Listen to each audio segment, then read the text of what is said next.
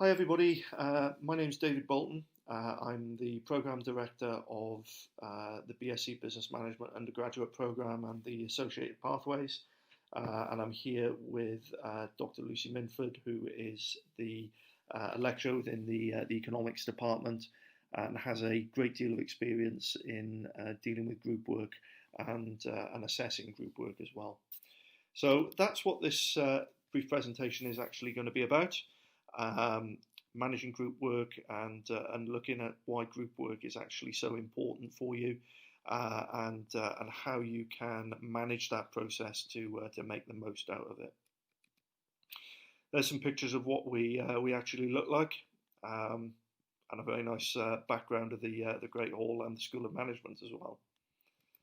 So what we're going to look at during this 10 minutes is to look at what personal experience of group work might be. Look at the planning phases around group work, and look at the strategies for dealing with potential group conflict. I think it's fair to say that a lot of students do get a little bit nervous about the fact that the group work is a part of the assessment in a lot of programs these days, mainly because they're relying on people working as hard and putting as much effort as they do into this. But if it's planned properly and if it's executed properly, then group work can have a lot of advantages. Some of those advantages are based around these soft skills, these transferable skills that we've got highlighted there: communication, conflict management, problem solving, and project management. And coincidentally, these are key skills that businesses and organisations look for when they are recruiting people. So there's an employability angle to this as well, and being able to demonstrate that you have experience of group work, of managing teams, and of working within teams is really critical to differentiating yourself once you graduate. So, a little bit of theory to start off with. Tuckman in 1975 came up with his model of group development, and it's basically 4 stages that all groups go through when they are starting all the way through to them delivering an output. So the first stage is forming, and that's where everybody's coming together. Nobody really knows each other, what people are doing, and that forming stage can be, quite challenging for a lot of people, especially if they're introverted and they're not used to working with people. The next stage is what's known as the storming phase. And this is where everything appears to be going wrong, nothing is getting achieved, there's quite a lot of group conflict. And how we work through the storming phase is really important. It is a facet that every group goes through, and it is an important facet because it does lead through to the higher performing areas, which we'll look at in a minute. Norming phase is where everything starts to come together. People know what everybody else is doing, what they're supposed to be doing, and there's a coherent move towards getting the objectives complete. The final stage is the performing stage, where groups are performing well, in fact overachieving, and this is the natural progression on from the norming stage. And this obviously then leads to the development of the output and achieving the objectives of the group. It is worth stating, however, that the performing stage, there is a feedback loop. So as things change, the group can move back into the storming phase, where there's conflict and issues and things aren't getting achieved. But it's important to then try and progress that through to the norming stage and back to the performing stage to deliver outputs. Meetings are absolutely critical. I mean group meetings here. You may be in a situation where you have an academic supervisor which will help out with that. But in most instances, the group will need to meet on a frequent basis to make sure that the objectives are actually being achieved, or you're moving towards achieving those objectives. And the initial meetings are probably the most important, because that's the opportunity for you to agree ground rules for work in practice. I suppose a contract between all of you within the group as to who's going to do what and when. Clarifying what the task is, so really understanding the nuts and bolts of what the objectives are, be that a project that you're working on or be it an assessment, and really getting to know your group. What's everybody good at? What are they not so good at?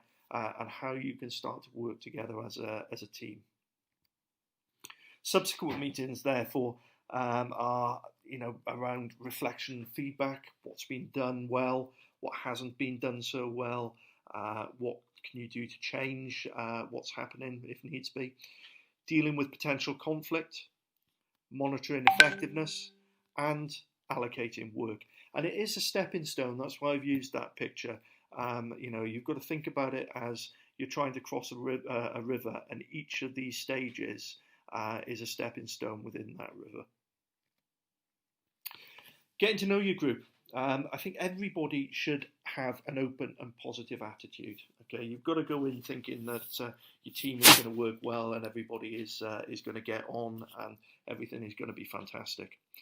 Introductions, identifying special areas of interest, skills, get everybody talking. A master list of contact details is absolutely critical, so that you know how and when to get hold of everybody. But also doing an exercise such as Belbin's team roles to try and get an understanding of what people are good at, what they're interested in, what type of psychological makeup they are, and how they would fit into the group is a really good way of starting to get to know each other and really progress in this forming stage. Clarifying the task. What is the expected output? What is the mode of assessment? Okay. When are the deadlines for the project to be completed? So those final timekeeping issues are really important. What is the task? Okay. What is the wording of the brief? Brainstorming initial ideas about how this can be completed, and making sure that everybody feels involved as part of that. And then coming up with a written summary of the task analysis. And in a lot of instances, this actually forms the first part of any assessment that you are taking. The ground rules are important, and it is a really good way to try and offset any potential conflict that may arise. So agreeing between the whole group how the meetings are going to be run, how often they're going to be run, where are they going to be run? Is it going to be wholly online? Is it going to be a blended mix, or is it going to be face-to-face? Staying in contact. How are you going to make sure you stay in contact? Are you going to use a WhatsApp group? Are you going to set yourselves up with a Microsoft Teams group? Procedures for dealing with non-attendance and non-completion of work. This is the single biggest area, I think, that causes people most concern when it comes to group work.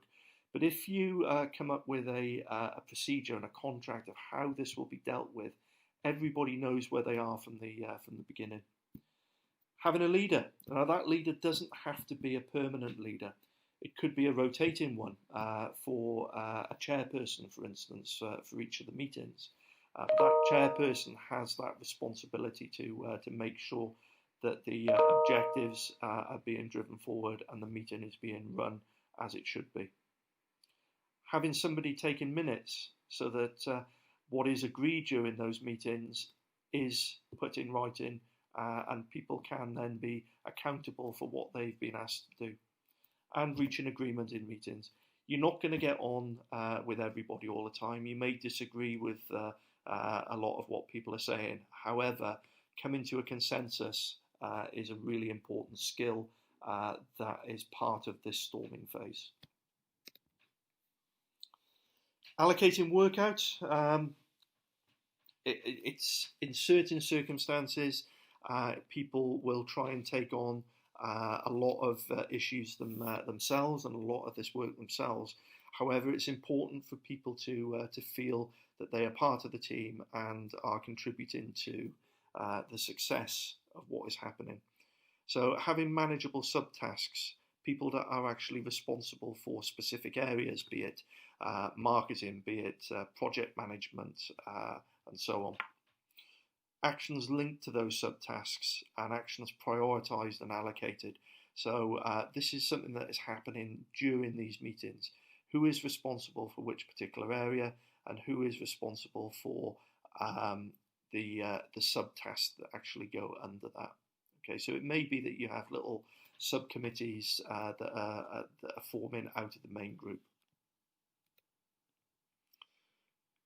You've got to make these meetings work for yourselves. So having deadlines, having agendas beforehand so that you know what you want to talk about, and having these agreed actions that you can look at and assess at the next meeting as part of the minutes. So some issues that you may come across. So social loafing is one thing. So in other words, this is people being quite happy to let everything go on around them and not contribute. And this happens more often than you would think. You've got to think about what the causes potentially are of this. Is it this somebody just doesn't feel like they're being involved in something? It is usually an issue not just with the person who is seen to be loafing, but with the group as a whole, because they may not have actually involved that person. So can you encourage these individuals? Can you guide them and give practical assistance? Okay, having a regular review of individual progress also stops or tends to limit this type of behaviour, because people, if they are made to feel accountable for something, are less likely to